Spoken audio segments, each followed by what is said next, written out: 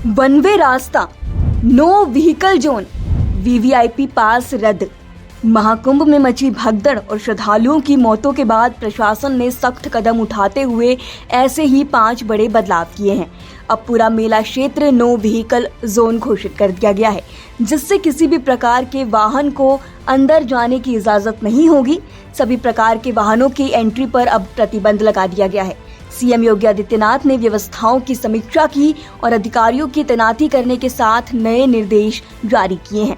जानकारी के अनुसार प्रशासन का कहना है कि इन बदलावों का मकसद कुंभ क्षेत्र में भीड़ को कंट्रोल करना और श्रद्धालुओं की सुरक्षा सुनिश्चित करना है। श्रद्धालुओं से भी अपील की गई है कि वे प्रशासन के निर्देशों का पालन करें और किसी भी तरह की अव्यवस्था से बचने में सहयोग करें। चलिए सबसे पहले आपको बताते हैं वो 5 बड़े बदलाव जो सीएम योगी ने महाकुंभ में मची भगदड़ के बाद किए हैं। मेला क्षेत्र पूरी तरह से नो व्हीकल जोन। इस नियम के तहत सभी प्रकार के वाहनों की एंट्री पर बैन लगा दिया गया है। वीवीआईपी पास रद्द। इस नियम के तहत किसी भी विशेष पास के जरिए किसी भी वाहन को अब एंट्री नहीं मिलेगी। रास्ते किए वन वे।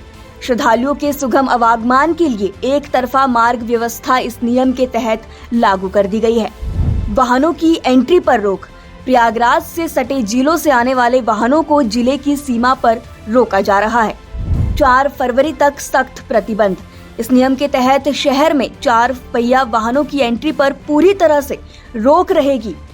बता दें कि मौनी अमावस्या पर महाकुंभ में हुई भगदड़ के बाद मुख्यमंत्री योगी आदित्यनाथ ने कुंभ 2019 के दौरान प्रयागराज के संभागीय आयुक्त के रूप में कार्य करने वाले आशीष गोयल और एडीए के पूर्व उपाध्यक्ष भानु गोस्वामी को व्यवस्थाओं को और मजबूत करने के लिए तैनात करने का आदेश दिया है। इसके साथ ही सीएम ने मुख्य सचिव और पुलिस महानिदेशक से महाकुंभ मेला व्यवस्थाओं की गहन समीक्षा करने को भी निर्देश दिए हैं। उन्होंने कहा कि बसंत पंचमी के लिए निर्बाध व्यवस्था बनाने के लिए हर पहलू की जांच की जानी चाहिए।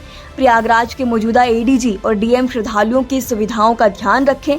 सरकारी बयान के अनुसार संचालन की देखरेख के लिए 5 विशेष सचिव स्तर के अधिकारियों को नियुक्त किया जा रहा है। बयान में कहा गया है कि वे व्यवस्थाओं को बेहतर करने में मदद के लिए 12 फरवरी तक प्रयागराज में ही रहेंगे। इसके अलावा बेहतर प्रबंधन और सुरक्षा के लिए एसपी स्तर के अधिकारियों को भी तैनात किया जाएगा। एक्स्ट्रा बसें चलाने के निर्देश। मुख्यमंत्री ने कहा कि प्रयागराज के सभी रेलवे स्टेशनों पर बड़ी संख्या में श्रद्धालु हैं जो स्नान के लौटने की तैयारी कर रहे हैं। एडीजी और प्रयागराज के डीएम हर एक श्रद्धालु की सुरक्षा का ध्यान रखें। भीड़ को देखते हुए परिवहन निगम की एक्स्ट्रा बसें चलाई जानी चाहिए। मेला क्षेत्र में भीड़ को देखते हुए होल्डिंग एरिया बनाए गए हैं जहां खाना पानी की भी व्यवस्था की जाए। इसके साथ ही इन जगहों पर बिजली आपूर्ति होती रहे।